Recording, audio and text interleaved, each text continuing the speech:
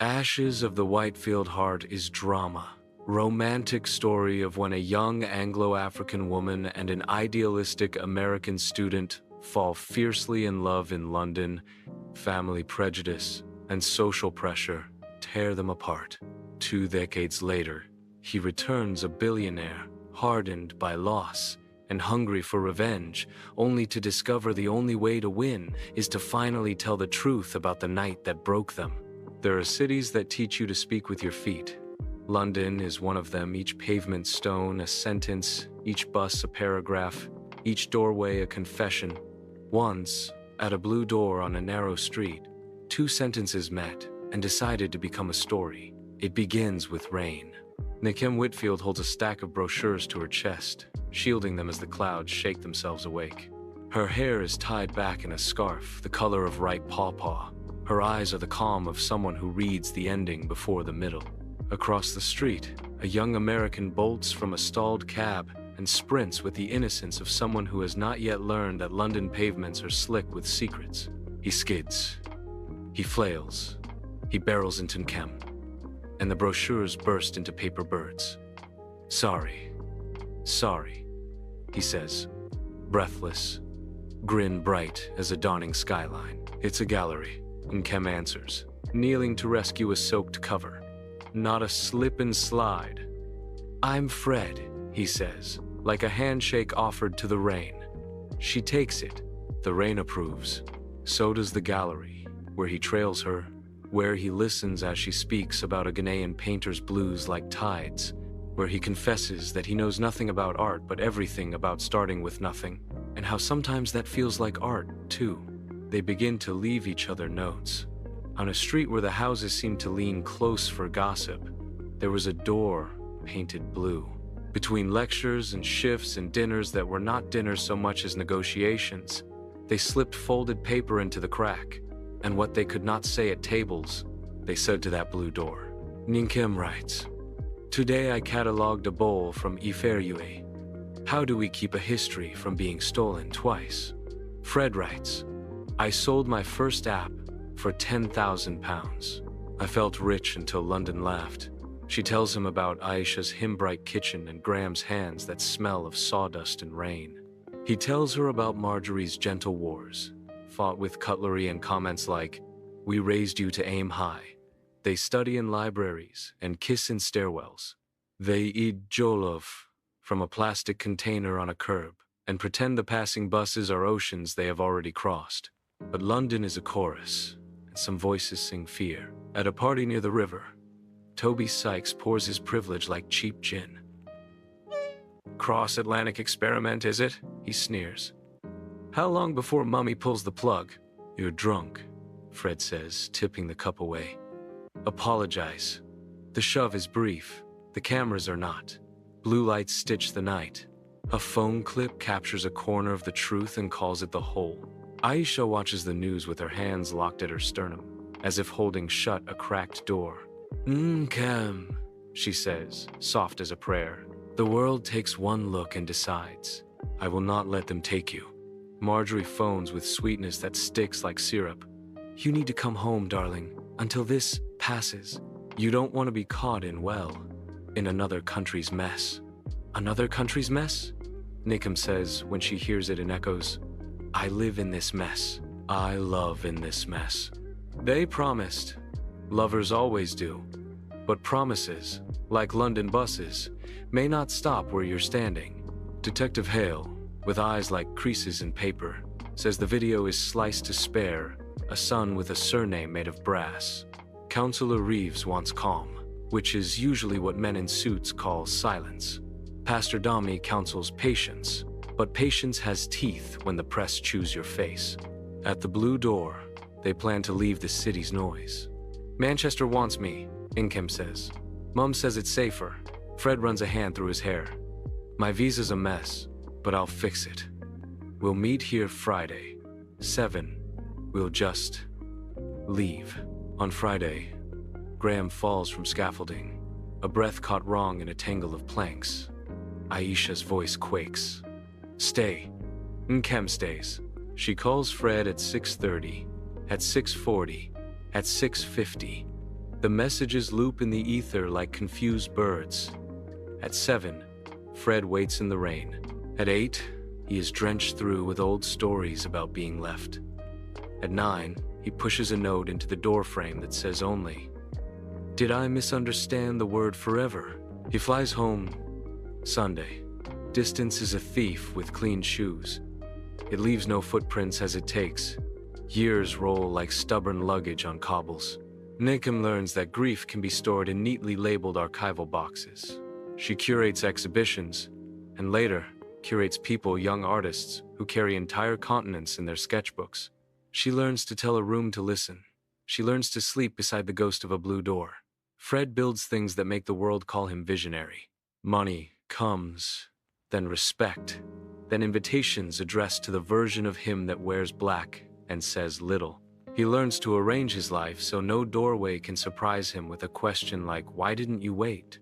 And yet, when he sees the tweet the council planned to revitalize South Cross, with a gleaming concept drawing where Nkem Center stands like a defiant smudge, he feels something he recognizes as a map. Arrows, roots, return. He buys the blue-doored house first. He thinks this is strategic. He does not say revenge out loud. The word tastes young. Victor, his COO, watches him like a friend who knows where all the old cuts are. "What do you actually want, Fred?" "To remind them I exist," he says. To remind her. "Careful," Victor says. "Reminders can be razors." The gala is a chessboard wrapped in velvet. The same museum, new donors. The mural in Nkem fought for colors pulled from West African markets. Lines from a grandfather's hands has been put on the block to raise awareness. She stands small in her thrift store dress that looks expensive because she decided it island. Fred steps forward with money like a flood. The paddle rises. The room tilts. The hammer falls. After, in a corridor that smells of old paper and older egos, they face each other for the first time in 2 decades. "You bought a memory that doesn't belong to you," Nkem says.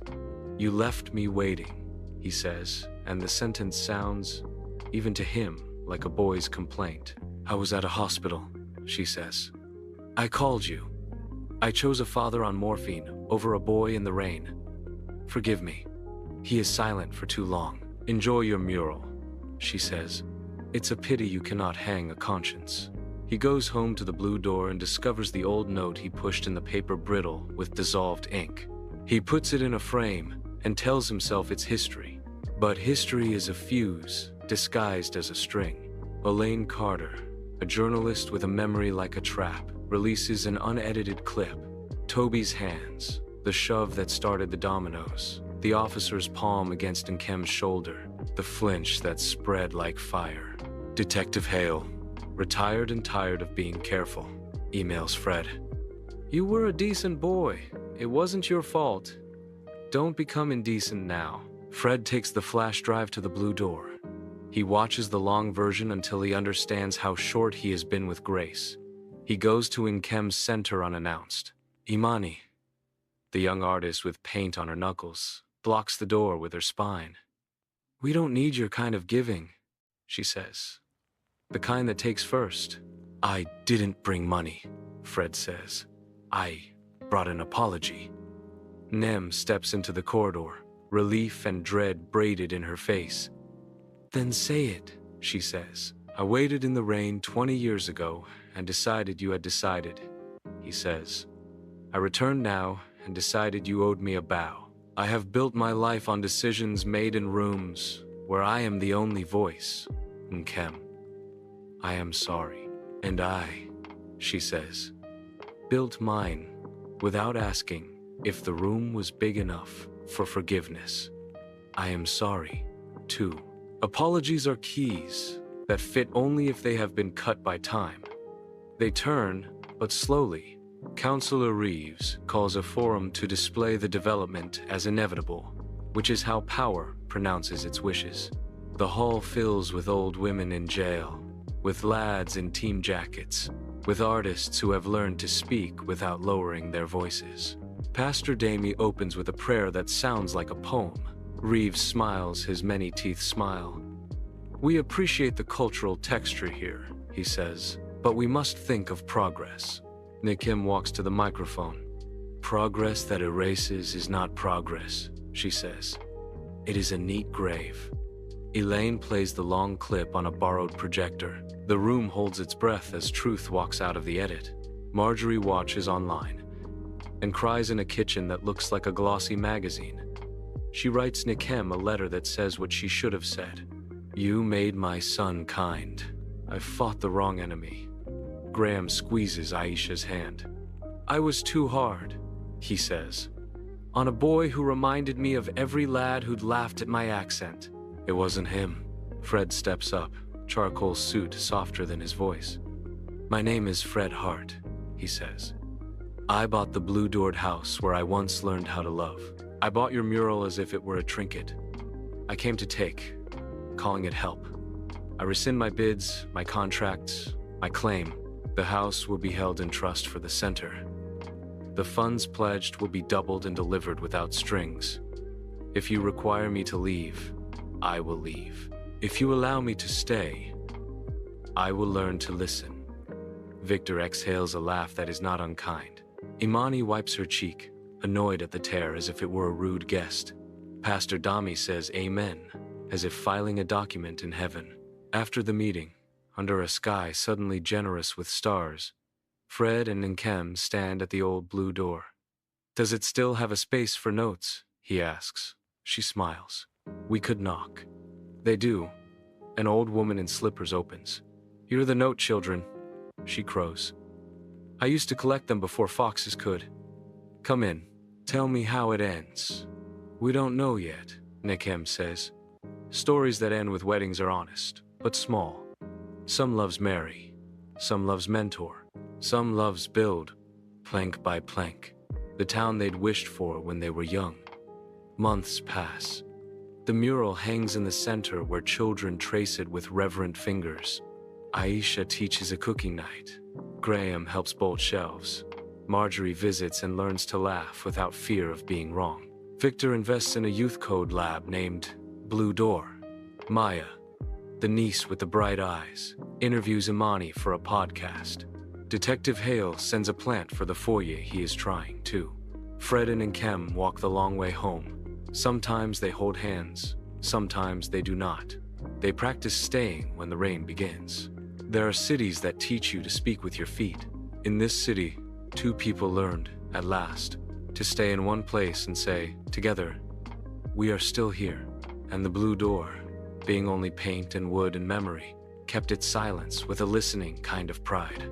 Some doors do not open to rooms, they open to courage. And some loves do not vanish with distance or years.